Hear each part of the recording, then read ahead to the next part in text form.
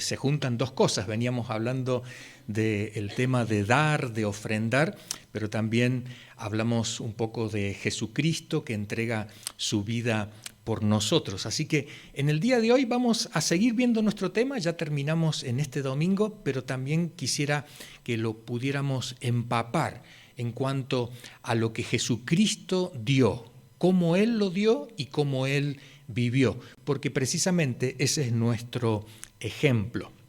El mensaje de hoy lo he titulado Dar la vida, dar la vida.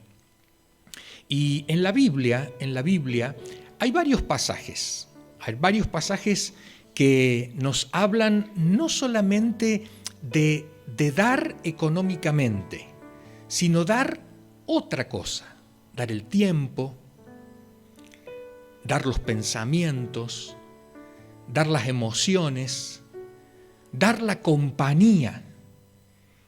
Y el cúmulo de todo eso podríamos decir que es dar la vida. Uno no da la vida de la noche a la mañana.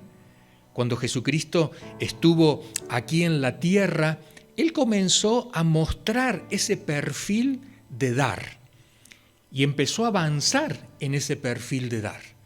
Y de pronto la realidad era que estaba dando más de lo que las otras personas daban. Y cuando parecía que ya no iba a dar más, al final entrega su vida. Vamos a leer un texto en la Escritura que está en Lucas capítulo 9, versículo 57.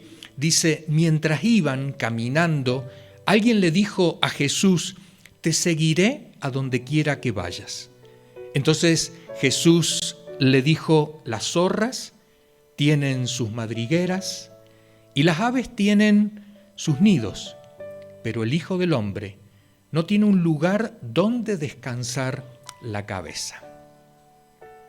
Acá nos presentan a un Jesús donde cuando la gente le dice, te voy a seguir, pero parecería ser que la frase completa o la intención es, te voy a seguir, pero ¿qué es lo que tú me vas a dar? Simplemente la frase es, te voy a seguir. Pero parece ser que Jesús también interpreta la intención de la otra persona y le aclara algo. Yo no tengo dónde recostar la cabeza. Si me quieres seguir, vas a pasar lo mismo que yo estoy pasando ahora. ¿Cómo vivía Jesús? Porque Jesús no trabajaba en la carpintería y hacía su ministerio, no. El trabajo de la carpintería cesó cuando se bautizó. Se bautizó y dice la Escritura que el Espíritu lo impulsó al desierto para ser tentado por el diablo. Y de ahí en más empieza su ministerio. Pero ¿cómo se sostenía Jesús? ¿Cómo se sostenía Jesús? No era como lo que se llama en la Iglesia Católica las órdenes mendicantes, las órdenes de mendigos. Jesús no tenía una orden mendicante, no iba mendigando de aquí por allá. Leamos lo que dice la Escritura. Lucas 8, del 1 al 3. Jesús comenzó a recorrer las ciudades y aldeas, proclamando y anunciando las buenas nuevas del reino de Dios. Con él iban los 12 discípulos y también algunas mujeres que habían sido sanadas de espíritus malos y de enfermedades. María, llamada Magdalena, de la que habían salido 7 demonios. Juana, mujer de Chuza, mayordomo de Herodes. Susana y muchas otras que de sus bienes personales contribuían al sostenimiento de ellos. ¿Te acuerdas? La mujer que había sido sorprendida en el acto del adulterio y Jesús la libró de la muerte. ¿Qué habrá sido de esta mujer? Cuando yo leía este pasaje me acordé de ella y dije, ¿no será que esta también habrá respondido a Jesús? ¿No será también de las... Fíjate que acá dice el versículo 3, cuando menciona a Juana, a Susana, y dice y muchas otras, y muchas otras. ¿Cuáles son las muchas otras? No lo sé. Pero no me sorprendería que precisamente esta, que Jesús la libró de la muerte, quizás también dijo, yo también quiero contribuir para la causa de Jesús. También quiero apoyar este movimiento de fe que Jesús ha instaurado aquí en Israel. Esta era la realidad de la vida de Jesús. Dice 1 Corintios 9, y ahora ya es el apóstol Pablo, tomando el ejemplo de Jesús y cómo vivió Jesús, dice el apóstol Pablo, 1 Corintios 9, ¿qué soldado tiene que someterse a sí mismo mientras sirve en el ejército? ¿A qué agricultor se priva del derecho de comer de lo que ha cosechado? ¿A qué pastor de ovejas no se le permite tomar de la leche del rebaño? Y no crean que solo desde un punto de vista humano digo esto. La ley de Dios lo afirma también. En efecto, la ley que Dios dio a Moisés dice, no se debe poner bozal al buey para evitar que coma del trigo que está trillando. ¿Creen que Dios tenía en mente solo a los bueyes cuando dijo esto? Nos detenemos aquí y hacemos una aclaración. Ponerle un bozal al buey que está trillando, que está participando precisamente de la cosecha, ¿no?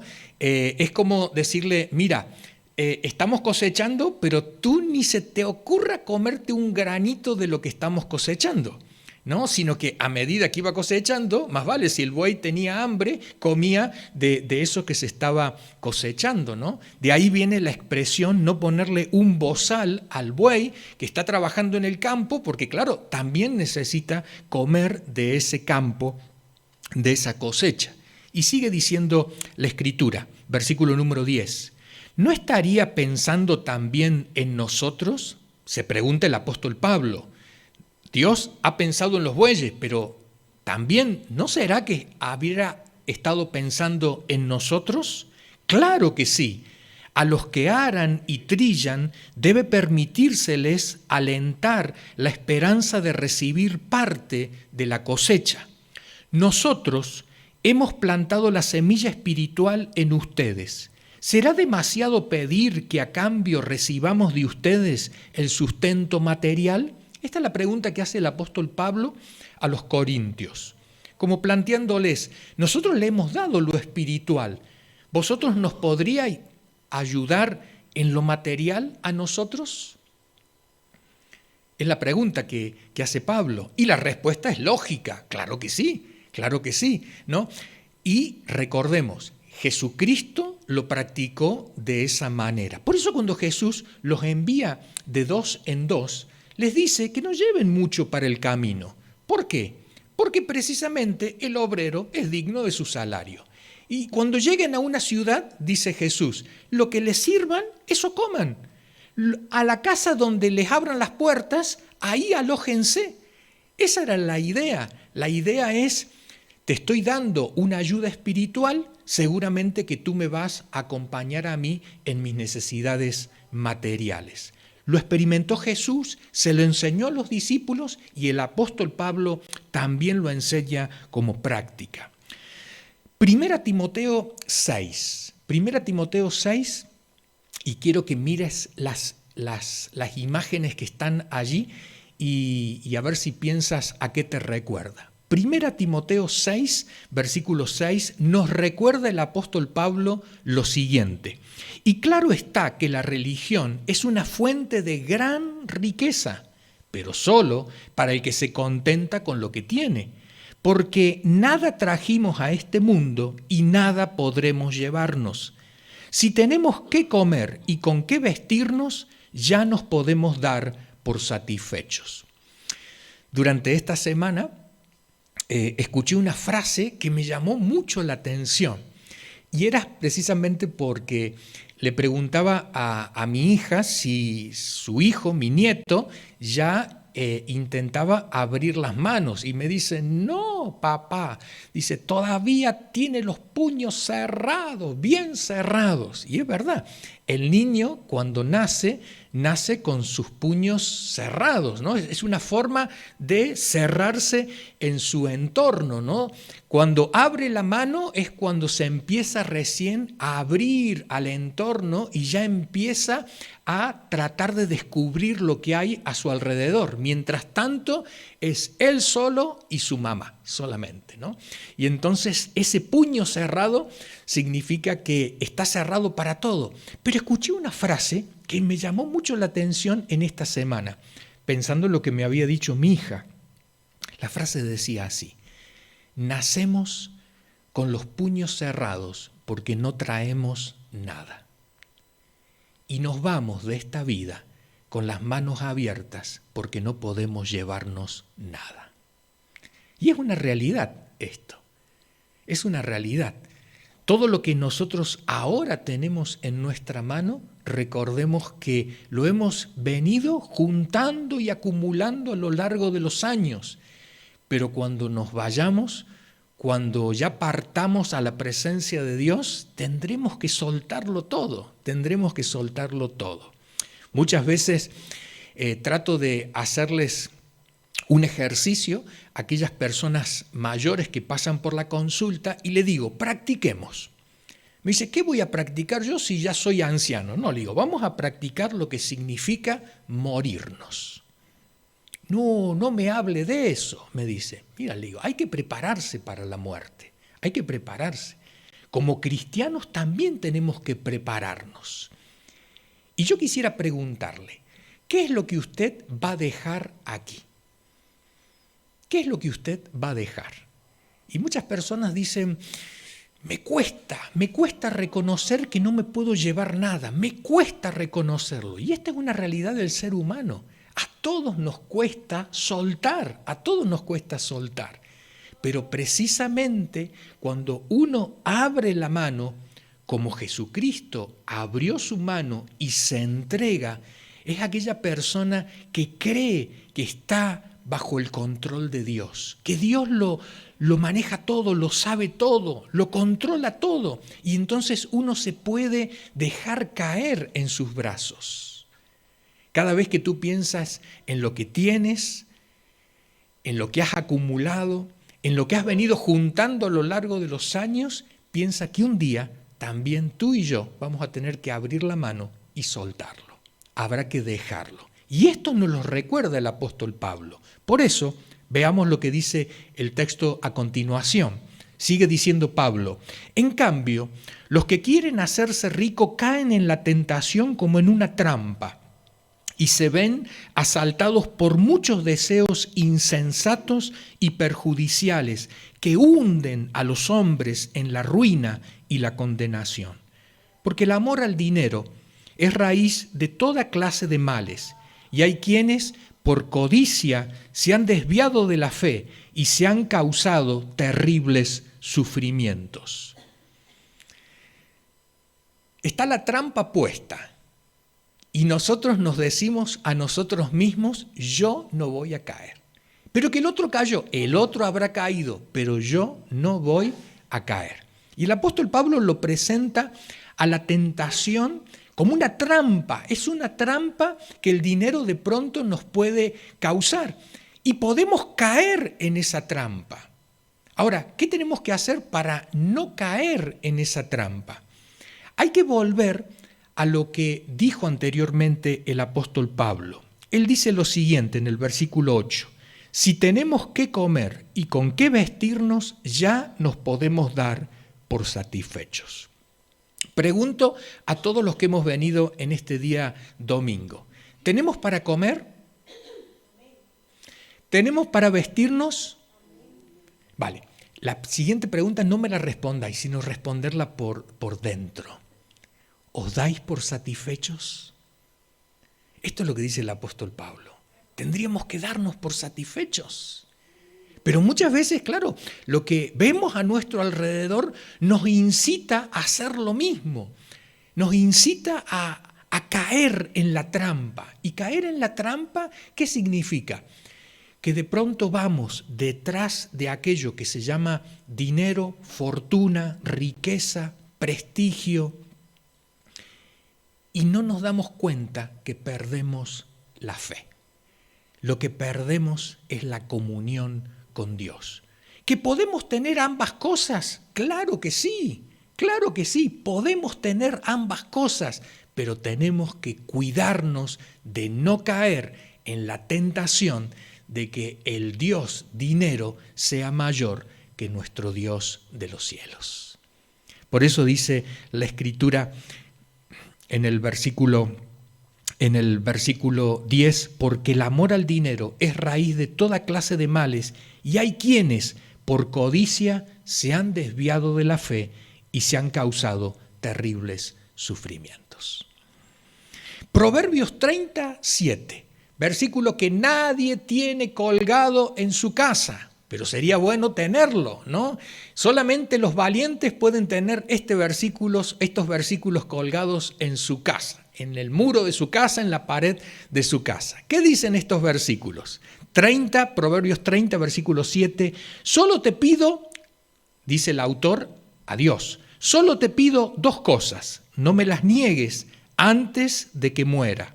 Aleja de mí la mentira y la falsedad. No me des pobreza ni riqueza, dame solo el pan de cada día, porque si tengo más de lo necesario, puedes llegar a creer que no te necesito, Señor. Y si soy pobre, puedo llegar a robar y desacreditar así el nombre de mi Dios.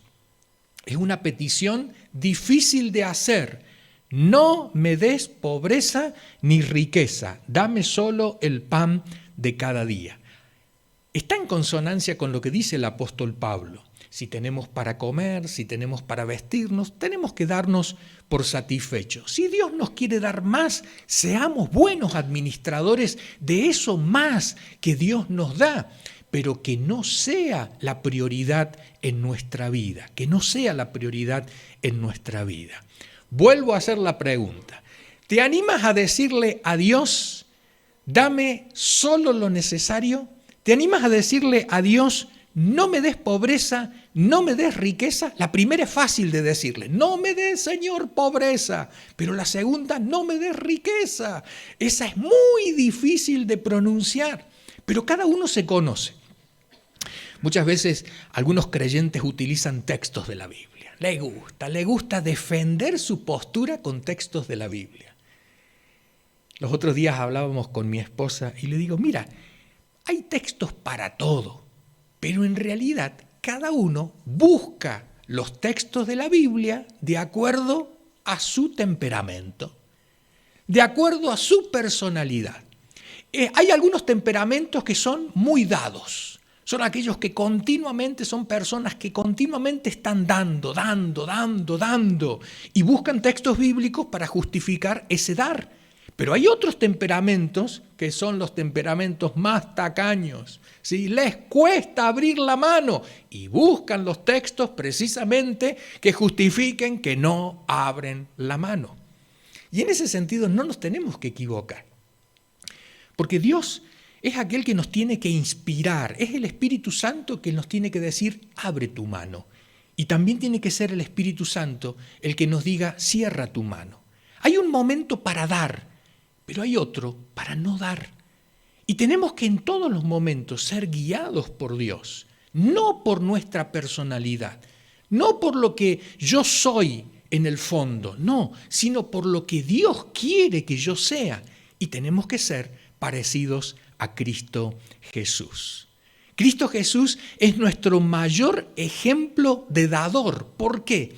Porque no solamente da tiempo, no solamente da preocupación, no solamente acompaña, no solamente comparte la comida, sino que al final de todo entrega su vida. Pero antes de dar la vida hay que pasar por todo el otro proceso.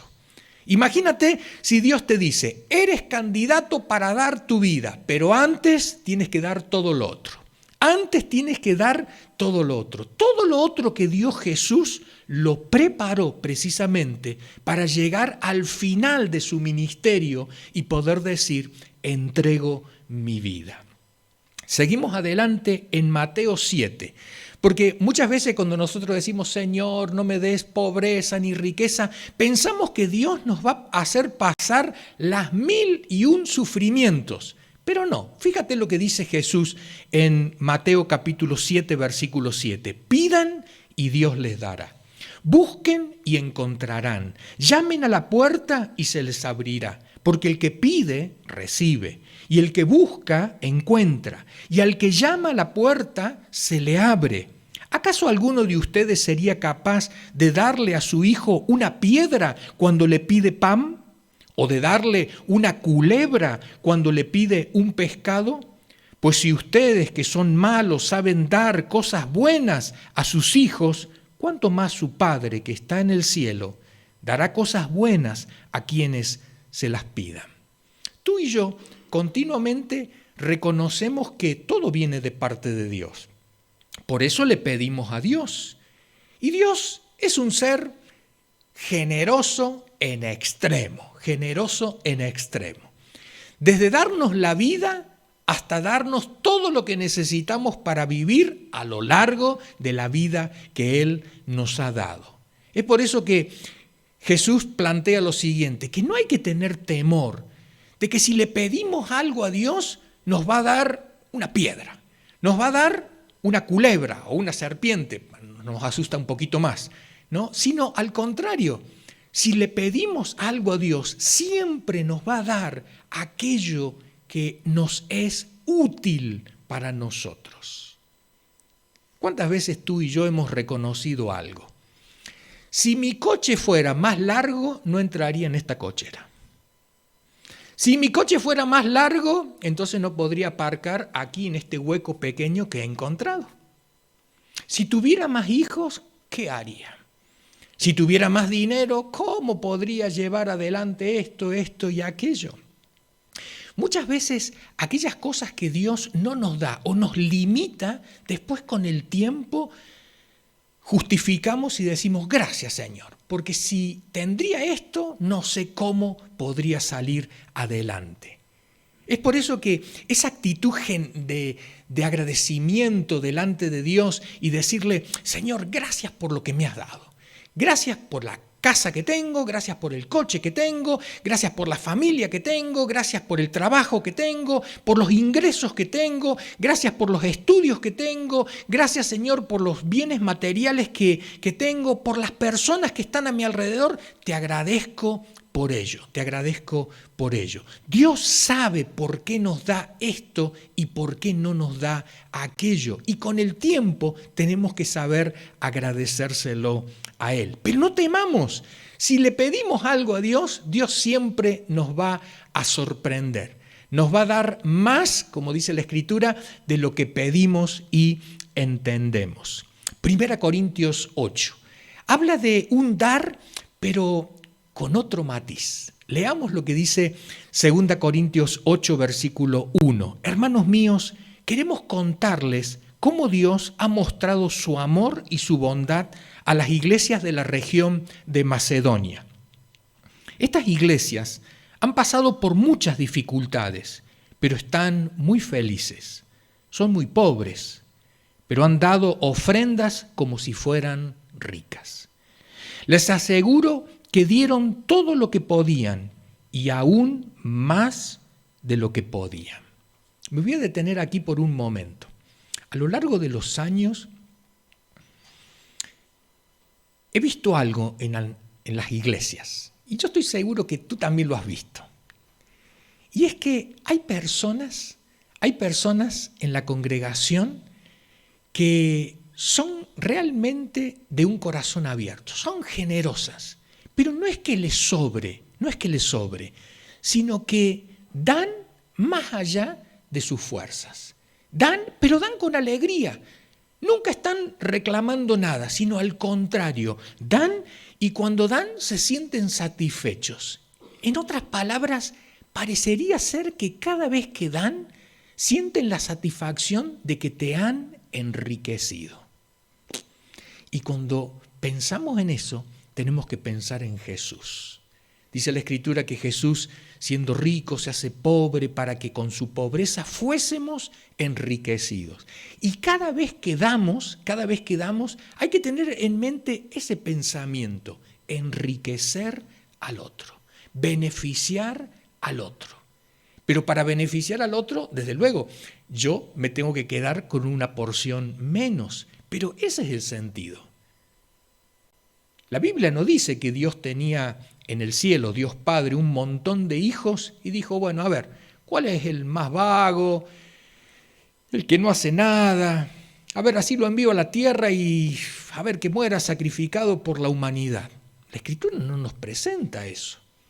La Escritura nos presenta que el Padre tiene un solo hijo y que lo ama tanto, pero que lo envía. Entonces, si el Padre envía a su Hijo, ¿cuántos hijos les queda en el cielo? No le queda ninguno. Por eso cuando le pide Dios a Abraham, le pide que ofrezca a su Hijo en sacrificio, si bien Jesucristo todavía no había muerto por los pecados, pero parecería ser que el Padre Dios ya estaba pensando eso. Parece que en su plan ya estaba eso. Y lo que él en su deseo y en su corazón, en su mente tenía, ahora se lo está pidiendo a Abraham. Abraham, ofréceme a tu hijo. Bueno, Abraham al final no termina matando a su hijo Isaac, sino que se detiene ahí cuando el cuchillo está arriba, pero Dios lo justifica a Abraham. Y se da cuenta que su corazón es un corazón dadivoso. Esto es lo que pasó con las iglesias de Macedonia. Iglesias que entregan, pero entregan más allá de sus fuerzas. Pero esto tiene una explicación. Sigamos leyendo el pasaje. No lo hicieron por obligación, dice el apóstol Pablo, sino porque quisieron hacerlo y hasta nos rogaron mucho que los dejáramos colaborar en esta ayuda al pueblo de Dios. Hicieron más de lo que esperábamos. Primero se entregaron a sí mismos al Señor y después a nosotros. De este modo hicieron lo que Dios esperaba de ellos. ¿Qué espera Dios de ti? ¿Qué espera Dios de mí? ¿Qué espera Dios de nuestras familias? ¿Qué espera Dios de nuestra iglesia? Para poder hacer lo que Dios desea, espera, lo que es la voluntad de Dios a la hora de dar, dice el apóstol Pablo, hay que hacer como los de Macedonia. Primero se entregaron al Señor. ¿Y qué significa entregarse al Señor? No es simplemente hacer la oración de entrega, ¿no? Sino entregarse al Señor precisamente significa ponerse a disposición del Señor. El Señor es la palabra Señor significa dueño, amo. Es ponerse al servicio del dueño, del amo, del jefe, ¿no? Dice, las iglesias de Macedonia, a pesar de que eran pobres, ¿qué hacen? Lo primero es, se ponen a disposición del Señor. Y lo segundo, y después a nosotros, dice el apóstol Pablo. ¿A nosotros por qué? Porque el apóstol Pablo le está compartiendo a las iglesias que hay que hacer una ofrenda gigantesca para las iglesias de Jerusalén. Porque se están muriendo de hambre, porque había una hambruna tan grande en Jerusalén que las otras iglesias querían colaborar, pero colaboran desde su pobreza. No colaboran de lo que les sobra, sino colaboran de lo que necesitan para vivir. Y eso realmente vale mucho. Por eso la clave está, primero, ponerse al servicio de Dios. ¿Para qué? Para que, estando al servicio de Dios, podamos estar también al servicio de nuestros hermanos. ¿Sabes quién es la persona que cuando está haciendo un ministerio, una tarea en la iglesia, siempre está rezongando, quejándose, murmurando, ¿por qué me han puesto aquí? Que ya estoy cansado, que ya no puedo más, que esto, que lo otro y demás. ¿Sabes quién es esa persona? Es la persona que lo hace a la inversa. Primero se entrega a la gente, quiere quedar bien con la gente y se olvida de primero quedar bien con Dios. Por eso la Escritura nos aclara una y otra vez, todo lo que hagamos, lo hagamos como para el Señor. Todo lo que hagamos, lo hagamos como para el Señor. Si estoy sirviendo en la iglesia, pero yo lo hago con la mentalidad de que estoy sirviendo a Dios. No le veo la cara a la gente, sino veo la cara de Dios. Veo el rostro de Jesús y entonces le estoy sirviendo a Él. Después miraré los otros rostros, porque los otros rostros nos pueden confundir. Los otros rostros nos pueden hacer perder de vista el objetivo, que primero de todos es servir a Dios. Y después, como consecuencia, a los hijos de Dios. 2 Corintios 8:9, un versículo que ya hemos mencionado, pero lo recordamos. Porque conocéis la gracia de nuestro Señor Jesucristo, que siendo rico, sin embargo, por amor a vosotros, se hizo pobre, para que vosotros por medio de su pobreza llegarais a ser ricos.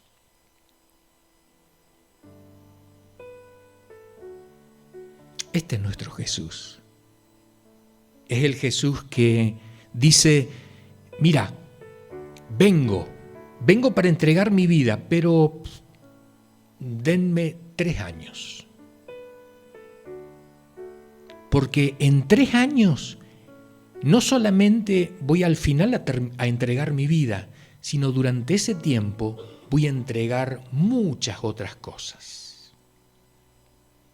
Desde el día que tú y yo entramos en la iglesia, en la familia de Dios, en la comunión entre nosotros, seguimos el mismo camino de Jesús. Es un camino de entrega, es un camino de darnos, y damos tiempo, damos esfuerzo, compañía, cariño, amor. Continuamente estamos dando.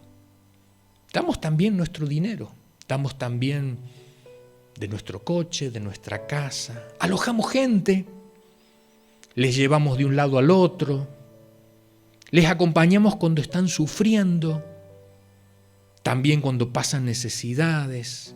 Buscamos solucionarles cuando tienen problemas, ya sea económicos, pero también legales, familiares. Continuamente estamos dando.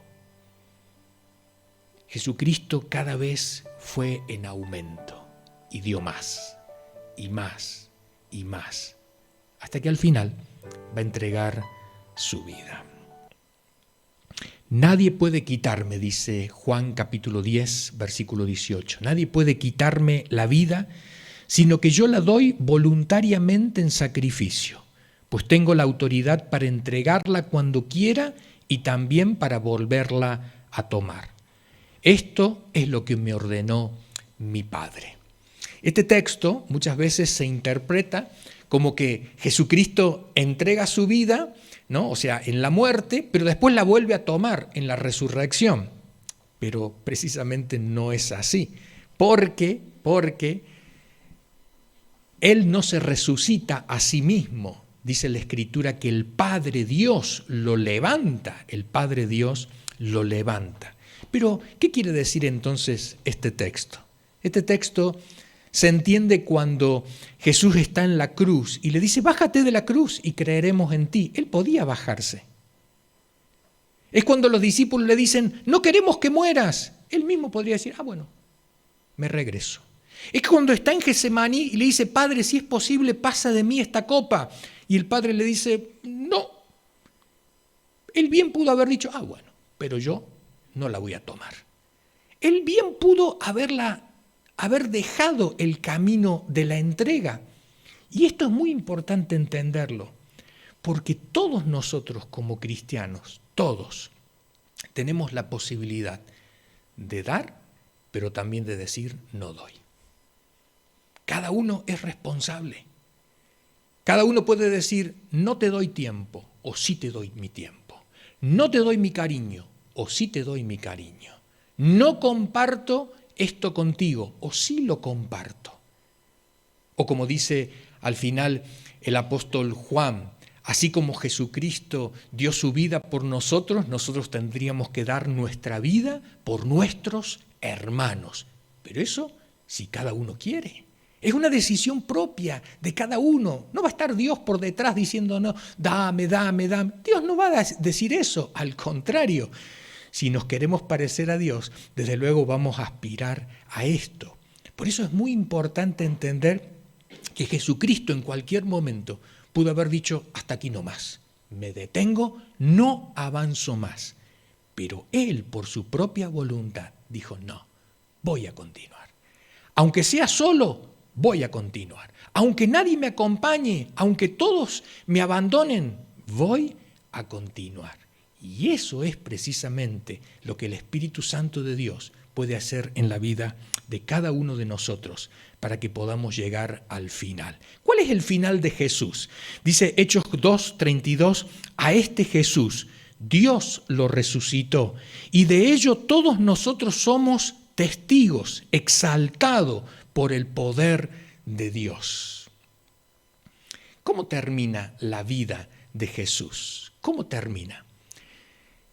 Termina con una muerte, pero no termina ahí, como diciendo, terminó, lo entregó todo. No. ¿Cuántas veces tú y yo, cuando hemos dado, Dios nos ha dado el doble? O como dijo Jesús en el Sermón del Monte, si por causa de mí, dice Jesús, van a perder casa, padre, madre, hermanos, hijos, bienes materiales, recibirán 100 veces más, 100 veces más. Y fíjate, Jesucristo entrega su vida y ¿qué hace el Padre Dios? Se la devuelve.